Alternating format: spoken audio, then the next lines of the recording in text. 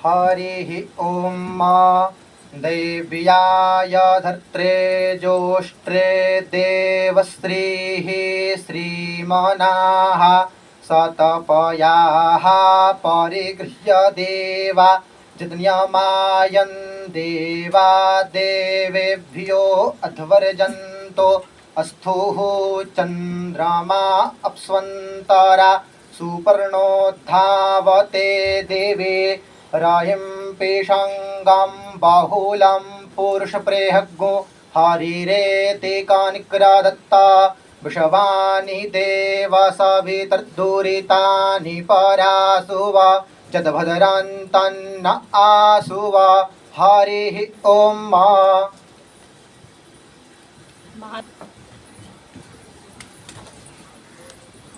यथा वयं जानीमः श्री सोमनाथ संस्कृत विश्वविद्यालय द्वारा वाक्यार्थ परिषदः वाग्वर्धिनी परिषदश्च उभयोः अद्य उद्घाटनसत्रं विद्यते। सत्रेऽस्मिन् विराजमानाः वर्तन्ते विश्वविद्यालयस्य सम्मान्याः यशस्विनः कुलपतयः प्रोफेसर सुकान्त कुमार सेनापति महोदयाः। आचार्याणाम् अध्यक्षेव अद्य एषा सभा आयोजिता उद्घाटनसत्रञ्च। तथैव आयोजकौ स्तः अनुस्नातक विभागस्य निदेशकाः मान्याः प्रोफेसर विनोद कुमार झा महोदयाः, श्री सोमनाथ संस्कृत विश्वविद्यालय द्वारा संचालित महाविद्यालयस्य प्राचार्याः डॉक्टर नरेंद्र कुमार पंड्या महोदयाः, वाक्यार्थ वाग्वर्धिनी परिषदः अध्यक्षाः वर्तन्ते दर्शन विभागस्य विभागाध्यक्षाः डॉक्टर उमा महेश्वरी बी महोदयाः। अद्य येषां मुख्य वक्तृत्वेन व्याख्यानं वर्तते सम्मान्याः श्री प्रफुल्लभाई हरियाणी महोदयाः, तेपि मञ्चम् अलङ्कुर्वाणः वर्तन्ते। सभायां सर्वेपि अध्यापकाः छात्राश्च। इदानीम् अहं कार्यक्रमम् अग्रे सारयामि। सर्वप्रथमं पुष्पगुच्छेन स्वागतस्य अयम् अवसरः। तदर्थं सम्मान्यानां माननीयानां कुलपति महोदयानां स्वागताय अहं निदेशक महोदयान् निवेदयामि, प्रोफेसर विनोद कुमार झा महोदयान्, यत् भवन्तः मान्यानां कुलपति महोदयानां पुष्पगुच्छेन स्वागतं कुर्वन्तु।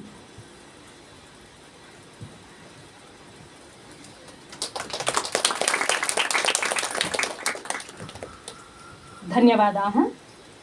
इदानीं अस्याः वाक्यार्थ परिषदः अध्यक्षाः वर्तन्ते सम्मान्याः प्रोफेसर विनोद कुमार झा महोदयाः।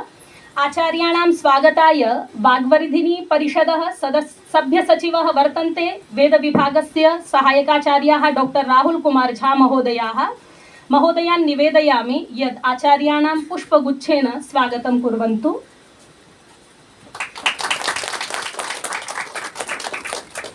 धन्यवादाः। आयोजकेषु प्राचार्याः डॉक्टर नरेंद्र कुमार पंड्या गुरवः विराजमानाः वर्तन्ते। तेषां पुष्पगुच्छेन स्वागताय अहं सादरं निवेदयामि श्री विजयभाई बथवार महोदयं। ते पुष्पगुच्छेन प्राचार्याणां स्वागतं करिष्यन्ति।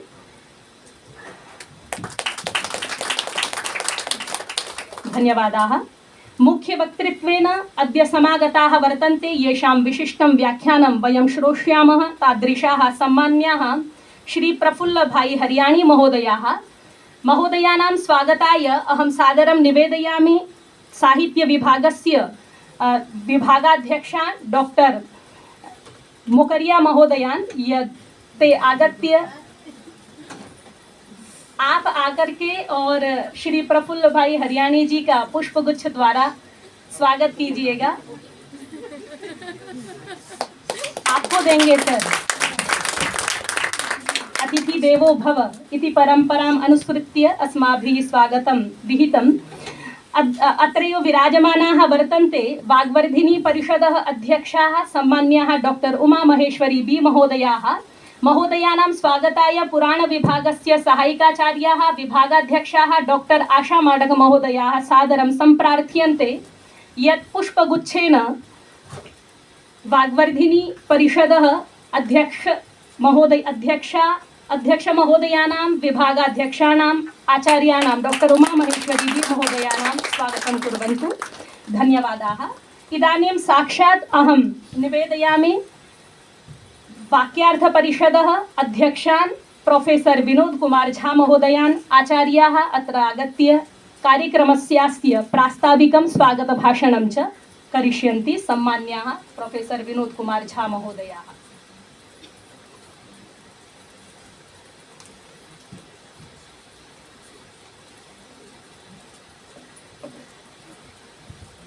जय सोमनाथ। अत्र वयं समुपस्थिताः स्मः वाक्यार्थ परिषदः उद्घाटनसत्रे तथा च वाग्वर्धिनी परिषदः उद्घाटनसत्रे।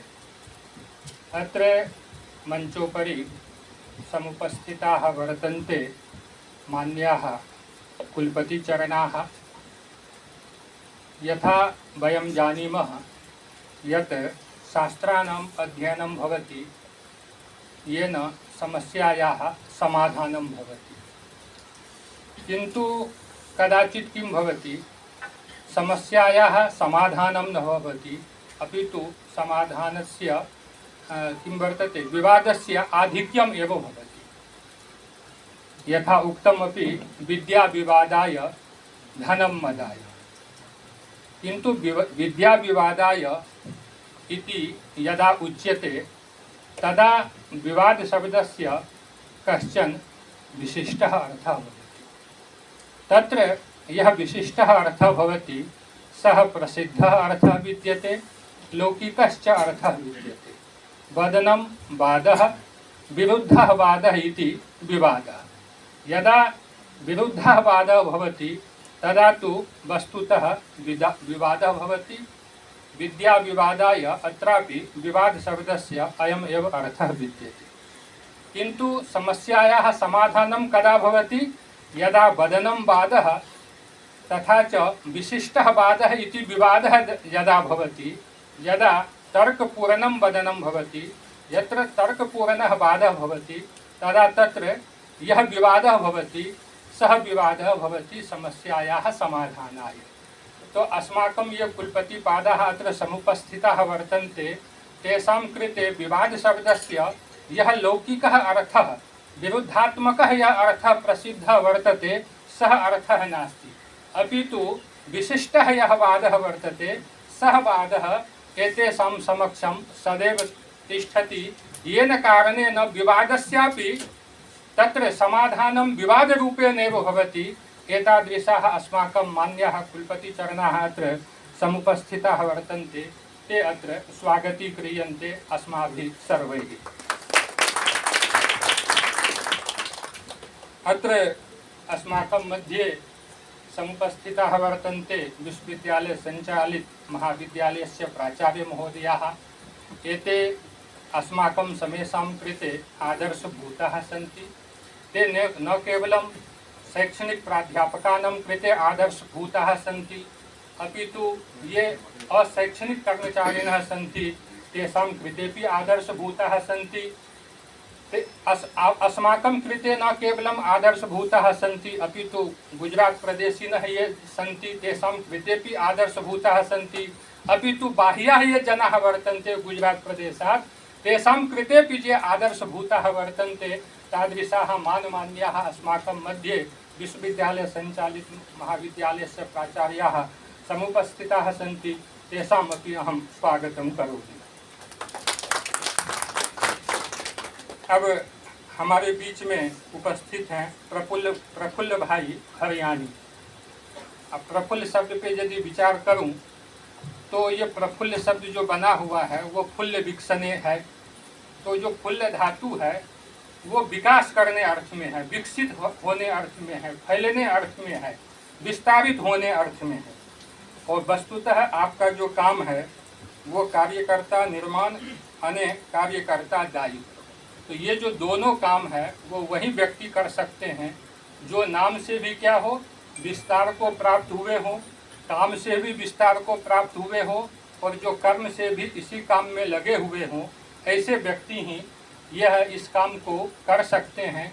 इसलिए स्वनाम धन्य होने के साथ साथ स्वकर्म धन्य हमारे बीच में प्रफुल्ल भाई हरियाणी महोदय यहाँ पे उपस्थित हैं।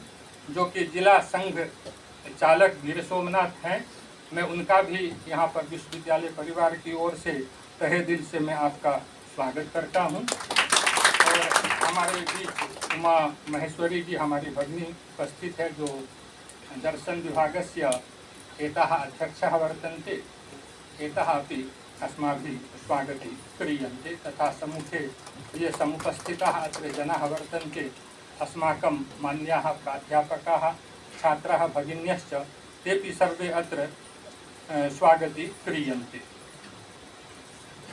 यथा वयं जानीमः यत् वाक्यार्थ परिषदः उद्घाटन सत्रं वर्तते। तत्र वाक्यश्च अर्थश्च इति वाक्यार्थो भवति। वस्तुतः यदि पश्यामः तर्हि वाक्यार्थयोः मध्ये भिन्नता नास्ति। यद् वाक्यं वर्तते तदेव अर्थः, यः अर्थः तदेव वाक्यं वर्तते। किन्तु स्वरूपदृष्ट्या यदि पश्यामः तर्हि वाक्येपि भिन्नता दृश्यते, अर्थेपि भिन्नता दृश्यते। तस्मादेव कारणात् यदि इतरेतरयोगद्वन्द्वः समासः क्रियते तर्हि वाक्यार्थो इत्यत्र भिन्नता द्योतकं द्विवचनमपि दृश्यते। तर्हि यदा वाक्यार्थविषये वयं विचारं कुर्मः तर्हि वाक्यं साकाङ्क्षं न भवति, पद्यं कदापि साकाङ्क्षं न भवति। यावत्पर्यन्तं पदस्य ज्ञानं न, पदार्थस्य ज्ञानं न भवति, यावत्पर्यन्तं वाक्यार्थस्य ज्ञानं न भवति, तावत्पर्यन्तम् आकाङ्क्षा भवितुं न शक्नोति। अतः वाक्यार्थे यत् अर्थपदं वर्तते तस्य विशिष्टं महत्त्वं वर्तते। यद्यपि इदम् उच्यते यत् इदं पदं साकाङ्क्षं वर्तते, वस्तुतः तत्र अर्थस्य आरोपः तत्र पदे वर्तते। अर्थस्य पदे आरोपं कृत्वा एतादृशं वाक्यम् अस्माभिः उच्यते यत् पदं साकाङ्क्षं वर्तते। यदि वाक्यस्य विषये वयं पश्यामः तर्हि वाक्यस्य समीचीनं ज्ञानं तदेव भवितुं शक्नोति यदा शक्तेः ज्ञानं भवेत्, लक्षणायाः ज्ञानं भवेत्, अभिधायाः ज्ञानं भवेत्, तर्हि व्यञ्जनायाः ज्ञानं भवेत्, स्फोटस्य ज्ञानं भवेत्। स्फोटतत्त्वं व्याकरणे यद्यपि नित्यं तत्त्वं वर्तते, किन्तु ये नैयायिकाः वर्तन्ते ते एवं स्वीकुर्वन्ति यत् ध्वनिः अपि नित्यः वर्तते, ध्वनिः नित्यः वर्तते, नित्यरूपेण ते स्वीकुर्वन्ति। तत्रापि एवं प्रकारेण भवितुं शक्नोति यत् ध्वनिः तु न दृश्यते, तस्मात् कारणात् ये वैयाकरणाः वर्तन्ते ते स्वीकुर्वन्ति यत् ध्वनिः अनित्यः वर्तते। किन्तु शब्दः गुणः यस्य तत् शब्दगुणकम् आकाशम् एवं प्रकारेण यदि विचारः भवति तर्हि ध्वनिः दृश्यते नहीं, किन्तु तस्य सत्ता तु आकाशे भवति एव। यदि एवं प्रकारेण वयं पश्यामः तर्हि ध्वनेः अपि नित्यता कदाचित् वर्तते एव। तर्हि वाक्यस्य कृते, वाक्यार्थस्य कृते सम्पूर्ण वाङ्मयस्य आवश्यकता भवति। अस्माकं वाक्यार्थपरिषदि अपि यथा वयं जानीमः यत् परितः सीदन्ति अस्मिन् इति परितः परिषद, अर्थात अस्माकं या वाक्यार्थ परिषद वर्तते तत्र वाक्यमपि तिष्ठति, तत्र अर्थः अपि तिष्ठति। यदा वाक्यार्थ परिषदः किमपि व्याख्यानं भवति तत्र बाहुल्येन वाक्यमपि भवति, तस्य अर्थमपि भवति। तत्र अर्थविषये यः लौकिकः अर्थः विद्यते तथा यश्च अलौकिकः अर्थः वर्तते, शास्त्रीयः अर्थः विद्यते, तस्य प्राचुर्यं भवति। पुनः वाग्वर्धिनी सभायाः अपि या वाग्वर्धिन्याः परिषदः अपि उद्घाटन सत्रं वर्तते। तो वाचं वर्धितुं शीलं यस्याः सा इति वाक्यार्थ परिषद। वाग्वर्धिनी परिषदः इयं विशेषता वर्तते यत् ये केपि छात्राः अत्र भागं गृह्णन्ति तेषाम् अधिवाचि वृद्धिः भवति एव, स्वभावतः एव भवति। यथा वयं जानीमः यत् ये गुजरात प्रदेशिनः सन्ति, ये हिंदी भाषाभाषिनः वर्तन्ते, ते गुजराती भाषायाः एकमपि नियमं सम्यक् प्रकारेण न जानाति, वा हिंदी भाषाभाषिनः ने वर्तन्ते, तेपि बहवः एतादृशाः जनाः सन्ति, ते हिंदी भाषायाः व्याकरण संबंधी यत् ज्ञानं वर्तते तस्य ज्ञानं न भवति, तथापि सम्यक् प्रकारेण गुजराती भाषां वदन्ति, हिंदी भाषां वदन्ति, व्याकरणस्य ज्ञानं विनति। तर्हि तत्र भाषायाः ज्ञानं भवेत्, वाचि अस्माकं किं प्रौढता भवेत् तदर्थं व्याकरणनियमस्य आवश्यकता न भवति। लिखितमपि वर्तते, भाषा भाषणात् आयाति। पुनश्च अस्याः वाग्वर्धिन्याः परिषदः एका अन्या अपि विशेषता वर्तते यत् अत्र इदानीं केवलं तत्र वार्तालापः एव न भवति, अत्र सामान्यः विषयः एव अत्र चयनीयः न भवति, अपि तु कक्षायां यः विषयः पाठ्यते तत्र तत्सर्वमपि स्वीकृत्य अत्र व्याख्यानं भवति। अतः इयं वाग्वर्धिनी परिषद् वा सभा परीक्षायाः कृतेपि महत्त्वपूर्णा इदानीं वर्तते। अत्र मम विषयः वर्तते, व्याख्यानस्य विषयः वर्तते वाक्यार्थपरिषदः यत् प्रथमं व्याख्यानं वर्तते तत्र मम विषयः वर्तते कृतद्धित समासाश्च इति सूत्रार्थविश्लेषणः। कृतद्धित समासाश्च इति सूत्रस्य अर्थः विद्यते कृदन्तस्य तद्धितान्तस्य तथा च समासस्य प्रातिपदिकसंज्ञा भवेत्। तर्हि सर्वप्रथमम् अत्र मनसि प्रश्नः भवति यत् कृतद्धित समासाश्च सूत्रेऽस्मिन् कृत् इति लिखितं वर्तते, तद्धित इति लिखितं वर्तते, तर्हि कृत् इत्यस्य कृदन्तस्य प्रातिपदिकसंज्ञा भवति, तद्धित इत्यस्य तद्धितान्तस्य प्रातिपदिकसंज्ञा भवति, एवं विधः अर्थः कथं स्वीक्रियते इति प्रश्ने सति अत्र उत्तरमपि भवति प्रत्ययग्रहणे यस्मात् सः विहितस्तदादेश तदन्तस्य ग्रहणं। यत्र कुत्रापि सूत्रं भवेत् वा वार्तिकं भवेत् तत्र यदि प्रत्ययबोधकः शब्दः आगच्छति तर्हि तेन प्रत्ययबोधकेन शब्देन तदन्तस्य ग्रहणं भवति। अत्र कृत् इति शब्दः प्रत्ययबोधकः शब्दः, तद्धित इति शब्दः प्रत्ययबोधकः शब्दः, तस्मात् कारणात् तदादि विशिष्टस्य तदन्तस्य ग्रहणं भवति। अत्र तदादिपदेन प्रकृतेः ग्रहणं भवति, तदन्तपदेन प्रत्ययस्य ग्रहणं भवति। कृत् यत्र कुत्रापि प्रत्ययस्य ग्रहणं भवति तत्र तदादि विशिष्टस्य तदन्तस्य ग्रहणं भवति, अर्थात् प्रकृति प्रत्यययोः यः समुदायः वर्तते तस्य ग्रहणं भवति। अर्थात् कृदन्तस्य यस्मात् प्रकृते यस्याः प्रकृतेः कृत् प्रत्ययः क्रियते तस्याः प्रकृते पुनश्च कृत् प्रत्ययस्य ग्रहणं कृदन्तेन भवति। एवं प्रकारेण तद्धितेपि एतादृशी एव व्यवस्था वर्तते। एवं प्रकारेण कृदन्तस्य तद्धितान्तस्य तथा च समासस्य प्रातिपदिकसंज्ञा क्रियते। इदानीं प्रश्नः भवति यत् अस्याः परिभाषायाः का आवश्यकता वर्तते। विशेषरूपेण कृतद्धि समासाश्च सूत्रेऽस्मिन् अस्याः परिभाषायाः प्रवृत्तिः भवति। प्रवृत्तिः तत्र किमर्थं तत्र प्रवृत्तिः भवति। तो अत्र उत्तरं भवति यत् अर्थवत् धातुर प्रत्ययः प्रातिपदिकम् इति एकं सूत्रं वर्तते। तत्र यत् अर्थवत् इति पदं लिखितं वर्तते तत् पदं तत्र अनर्थकं वर्तते। यतोहि तत्र अधातुः अप्रत्ययः इति पर्युदास बलेनैव तत्र अर्थवत् पदस्य लाभः जायते। तस्मात् कारणात् अर्थवत् धातुर अर्थवद धातुर प्रत्ययः प्रातिपदिकम् इत्यस्मिन् सूत्रे अर्थवत् इति पदम् अनर्थकं वर्तते। तस्य पदस्य कुत्र अनुवृत्तिः आगच्छति, कृतद्धि समासाश्च इत्यस्मिन् सूत्रे अनुवृत्तिः आगच्छति। अर्थवत् इति पदे अर्थ इति मूलः शब्दः, तत्र मतु प्रत्ययः वर्तते, तथा च अर्थवत् इति शब्दस्य प्राप्तिः भवति। तत्र मतु प्रत्ययस्य अनेके अर्थाः वर्तन्ते। तेषु अर्थेषु एकः अर्थः प्रशंसारूपः अपि अर्थः वर्तते। तर्हि अत्र प्रशंसारूपः अर्थः यदि स्वीक्रियते तर्हि अत्र कीदृशः अर्थः भवति। तत्र लिखितं वर्तते एकार्थी भावेन लौकिके प्रयोगे प्रसिद्धत्वञ्च प्रशंसामूलम्। एकार्थी भावत्वञ्च पृथगर्थानां पदानां समुदायसख्या एकार्थी भाव प्रतिपादकत्वम् एकार्थी भावत्वम्। अर्थात् यः शब्दः लोके प्रसिद्धः भवेत्, यः शब्दः अर्थात् प्रकृति प्रत्यययोः समुदायभूतः यः शब्दः वर्तते, सः शब्दः यदि लोके प्रसिद्धः वर्तते तथा च तस्य अर्थः अपि यदि लोके प्रसिद्धः वर्तते तर्हि एतादृशः यः सार्थकः शब्दः वर्तते तस्य सार्थक शब्दस्य कुत्र कृतद्धि समासाश्च इत्यस्मिन् सूत्रे ग्रहणं भवति। एतादृशः अत्र किं वर्तते, अर्थः वर्तते अर्थवत् शब्दस्य। तर्हि लोके कृत् प्रत्ययस्य कश्चन अर्थः न भवति, तद्धित् प्रत्ययस्य कश्चन लौकिकः अर्थः न भवति।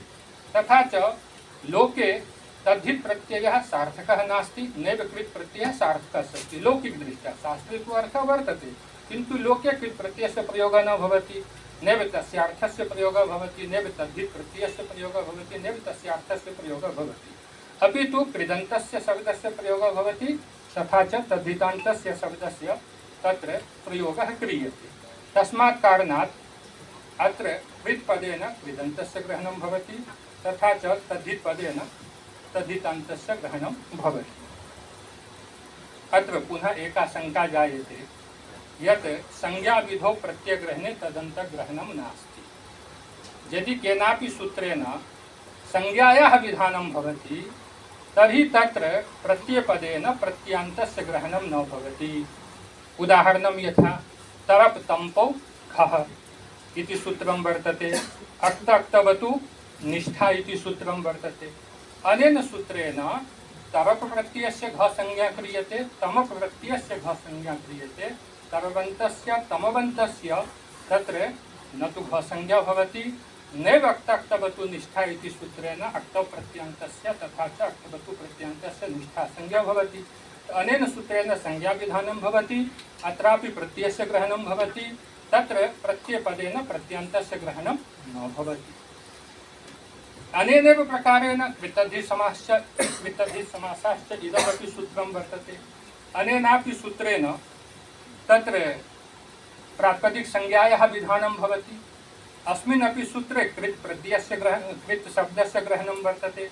यः प्रत्ययवाचकः शब्दः वर्तते, तद्धित् शब्दस्य ग्रहणं वर्तते। यः तद्धित् शब्दः प्रत्ययवाचकः शब्दः वर्तते। तर्हि अत्र कृत् इत्यनेन कृदन्तस्य, तद्धित् इत्यनेन तद्धितान्तस्य ग्रहणं कथं भवति, अत्र एका शंका आगच्छति। अस्मिन् विषये परिभाषेन्दुशेखरे तत्र संज्ञाविधौ प्रत्ययग्रहणे तदन्तग्रहणं नास्ति। अस्यां परिभाषायाम् एका पंक्ति आगच्छति, संज्ञानिष्ठ विधेयता निरूपिता या उद्देश्यता। संज्ञानिष्ठ विधेयता निरूपिता या उद्देश्यता वर्तते, सा उद्देश्यता यदि प्रत्यये साक्षात् तिष्ठति, यत्र प्रत्यये साक्षात् तिष्ठति तत्र तदन्तस्य ग्रहणं न भवति। अर्थात् सूत्रेण या संज्ञा क्रियते सा संज्ञा यदि प्रत्ययस्य भवति साक्षात् रूपेण तर्हि तत्र तदन्तविधिः न भवति। यथा तरप तंपौ घ इति सूत्रं वर्तते, अनेन सूत्रेण या संज्ञा क्रियते, घ संज्ञा क्रियते, सा संज्ञा साक्षात् प्रत्ययस्य क्रियते। तस्मात् कारणात् तत्र तदन्तविधिः न भवति। अक्त अक्तवतु इति सूत्रेण या संज्ञा क्रियते, निष्ठा संज्ञा क्रियते, सा संज्ञा साक्षात् प्रत्ययस्य भवति, अतः तत्रापि तदन्तविधिः न भवति। किन्तु कृतद्धि समासाश्च इदं यत् सूत्रं वर्तते, अत्र प्रातिपदिक संज्ञा प्रत्ययस्य न भवति। अत्र लिखितं वर्तते यत् कृत प्रत्ययः कृत तद्धितः यः अर्थवत् वर्तते, कृत तद्धितः यः अर्थवान् शब्दः वर्तते, कृत अर्थवान् यः शब्दः, तद्धितः यः अर्थवान् शब्दः वर्तते, तस्य प्रातिपदिक संज्ञा भवति। अत्र पश्यतु, कृत शब्दः भवेत् वा तद्धित शब्दः भवेत्, एतत् शब्दद्वयम् अर्थवत् शब्दस्य विशेषणी भूतौ शब्दौ वर्तेते। तो अत्र प्रातिपदिक संज्ञा या क्रियते सा प्रातिपदिक संज्ञा अर्थवतः क्रियते। तर्हि प्रातिपदिक संज्ञायाः यः सम्बन्धः वर्तते साक्षात् सम्बन्धः, सः साक्षात् सम्बन्धः अर्थवत् शब्देन सह वर्तते। यद्यपि कृत शब्देनापि वर्तते, तद्धित शब्देनापि वर्तते, किन्तु परम्परया वर्तते, तत्र साक्षात् सम्बन्धः नास्ति। अतः अत्र तदन्तविधेः निषेधो भवितुं न शक्नोति। अतः अत्र तदन्तविधिः तु भवति एव। तर्हि मनसि पुनः शंका भवति, यथा कृत तद्धितः यः अर्थवान् शब्दः तस्य प्रातिपदिक संज्ञा भवति। यदि अस्य स्थाने एवं विधः अर्थः स्वीक्रियते, अर्थवान् यः कृत प्रत्ययः अर्थवान यः तद्धित् प्रत्ययः तस्य प्रातिपदिक संज्ञा भवति तर्हि प्रातिपदिक संज्ञायाः साक्षात् सम्बन्धः कृत् प्रत्ययेन सह भवति तथा च तद्धित् प्रत्ययेन सह भवति। एवं प्रकारेण यदि स्वीक्रियते तर्हि किं भवति अत्र तदन्त विधेः निषेधः भवति। किन्तु एवं यदि क्रियते तर्हि अत्र पश्यतु अर्थवत् शब्दः निरर्थकः भवति। कुत्र कृतद्धि समासश्च इत्यस्मिन् सूत्रे अर्थवत् शब्दः निरर्थकः भवति। तत्र अधातुः अप्रत्ययः इति पर्युदास बलेन तत्रापि अर्थवत् शब्दः निरर्थकः वर्तते। तर्हि तत्र योगेन महाभाष्यकारः पश्यति यत् व्याकरणशास्त्रे एकः अपि वर्णः अनर्थकः नास्ति। तर्हि पाणिनेः अर्थवत् एतादृशः शब्दः कथम् अनर्थको भवितुं शक्नोति। तस्मात् कारणात् अर्थवत् शब्दः अनर्थकः न स्यात्। तस्मात् हेतोः अत्र एतादृशः एव अर्थः स्वीकर्तव्यः यत् कृत तद्धितः यः अर्थवान् शब्दः वर्तते तस्य प्रातिपदिक संज्ञा भवति तथा च अर्थवत् शब्दस्य सार्थकता भवेत्। तस्मात् कारणात् अत्र तदन्त विधिः स्वीक्रियते।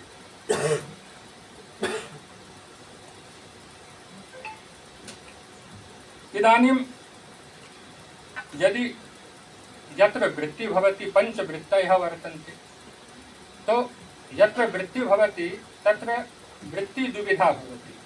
अजहत् स्वार्था वृत्ति भवति अजहत् स्वार्था अपि वृत्ति भवति। तो समासे तु क्रीडन्ते याः पंचवृत्तयः वर्तन्ते तत्र जहत् स्वार्था वृत्ति अपि भवति अजहत् स्वार्था वृत्ति अपि भवति। जहत् स्वार्थायां वृत्तौ किं भवति प्रकृति प्रत्ययोः यः समुदायः वर्तते तस्य यः अर्थः भवति सः एव स्वीक्रियते। जहत् स्वार्थायां वृत्तौ तत्र अवयवभूतः यः शब्दः वर्तते तस्य कश्चन अर्थः न भवति। किन्तु तथापि वृत्तेः पूर्वं यः अवयवभूतः शब्दः वर्तते तस्य अर्थं स्वीकृत्य तु अवयवस्यापि अर्थः भवति एव। तर्हि तम् अर्थं स्वीकृत्य यदि प्रातिपदिक संज्ञा भवेत् तर्हि का हानि। तो अत्र पुनः उच्यते यत् अवयवभूतः यः अर्थः वर्तते सः प्रशस्तः अर्थः नास्ति, सः प्रशंसनीयः अर्थः नास्ति। अवयवस्य अर्थात् व्युत्पत्तियस्य यः अर्थः वर्तते अथवा धातोः यः अर्थः वर्तते तद्धितान्त स्थले तद्धित् प्रत्ययस्य यः अर्थः वर्तते वा तद्धित् प्रत्ययस्य प्रकृतिभूतं यत् प्रातिपदिकं वर्तते तस्य यः अर्थः वर्तते सः अर्थः प्रशस्तः अर्थः लौकिकः अर्थः नास्ति। तस्मात् कारणात् तम् अर्थं स्वीकृत्य प्रातिपदिक संज्ञा भवितुं न शक्नोति। यदि अजहत् स्वार्था वृत्ति स्वीक्रियते तर्हि तत्रापि यदि प्रत्ययस्य प्राप्ति भवति तो न केवला प्रकृतिः प्रयोक्तव्या नापि केवलः प्रत्ययः प्रयोक्तव्यः। इत्यनुरोधेन यत्र यत्र प्रत्ययः वर्तते तत्र तत्र प्रकृतेः आक्षेपः भवति। तथा च प्रकृति प्रत्यांत समुदाययोः प्रकृति प्रत्यययोः यः समुदायः वर्तते तस्यैव ग्रहणं भवति न तु केवलं प्रकृतेः ग्रहणं भवति नैव प्रत्ययस्य ग्रहणं भवति। अतः अजहत् स्वार्थायां वृत्तौ अपि केवलं प्रत्ययस्य प्रातिपदिक संज्ञा भवितुं न शक्नोति। तं किं वर्तते सार्थकं स्वीकृत्य। इदानीम् अत्र अनेके विषयाः वर्तन्ते कृतद्धि समासाश्चेति सूत्रस्य उदाहरणं कृत्वा अत्र समापयामि। यथा उदाहरणं वर्तते लीट् धूप् कर्ता। तो लीट् वर्तते क्विप् प्रत्ययान्तः शब्दः। लिह् धातोः क्विप् प्रत्ययः भवति दुह् धातोः क्विप् प्रत्ययः भवति तर्हि लिट् इति रूपं सम्पन्नं भवति तथा च धूप् इति रूपं सम्पन्नं भवति। अत्र किं वर्तते क्विप् प्रत्ययान्तः शब्दः वर्तते किन्तु अर्थवत् धातुरः प्रत्ययः प्रातिपदिकम् इति सूत्रेण या प्रातिपदिक संज्ञा क्रियते सा प्रातिपदिक संज्ञा धातु भिन्नस्य भवति। अत्र लीट् धूप् इत्यत्र धातुत्वं वर्तते। तस्मात् कारणात् अर्थवत् धातुरः प्रत्ययः प्रातिपदिकम् इति सूत्रेण प्रातिपदिक संज्ञा भवितुं न शक्नोति। तस्मात् कारणात् कृतद्धि समासाश्चेति सूत्रेण प्रातिपदिक संज्ञा भवेत्। तस्मात् कारणात् कृत् इत्यस्य ग्रहणं वर्तते। तर्हि प्रश्नः भवति यत् धातुः कथं वर्तते क्विप् प्रत्ययान्तः शब्दः वर्तते तर्हि अत्र धातुत्वं कथं वर्तते प्रत्ययान्तः शब्दः वर्तते। तर्हि अत्र नीचे लिख्यते यत् यद्यपि अत्र कर्तृरूपस्य अर्थस्य आधिक्येन प्रतीति भवति, किन्तु अत्रापि लिट् इत्यत्र धुक् इत्यत्र क्रियावाचित्वं तु वर्तते एव। तस्मात् कारणात् तत्र धातुत्वम् अस्ति, धातुः वर्तते, तस्मात् कारणात् अधातु इति पर्युदासेन अर्थवत् धातुः प्रत्ययः प्रातिपदिकम् इति सूत्रेण प्रातिपदिक संज्ञा भवितुं न शक्नोति। उक्तमपि वर्तते, यः कुट् प्रत्ययान्तः शब्दः भवति सः धातुत्वं न जहति। कृदन्तः अपि शब्दः भवति, धातुः अपि भवति। कर्ता इत्यत्र कर्ता अत्र अप्रत्यन्त पर्युदासेन प्रातिपदिक संज्ञायाः प्राप्तिः नास्ति। कर्तृशब्दस्य प्रातिपदिक संज्ञा भवेत्, तदर्थं कृतधि समासश्च इत्यस्मिन् सूत्रे तत्र लिखितं वर्तते कृत् इति शब्दः। येन कृदन्तस्य ग्रहणं वर्तते। अनेके विषयाः वर्तन्ते, समयः अपेक्षितः वर्तते, किन्तु अत्र अस्माकं मान्यः प्रफुल्ल भाई हरियाणी महोदयः अत्र समुपस्थितः वर्तन्ते, ये जो कि संघ चालक हैं और राष्ट्रीय स्वयंसेवक संघ, जहाँ की स्वदेशी की हम बात करते हैं, मुझे लगता है कि राष्ट्रीय स्वयंसेवक का संघ है।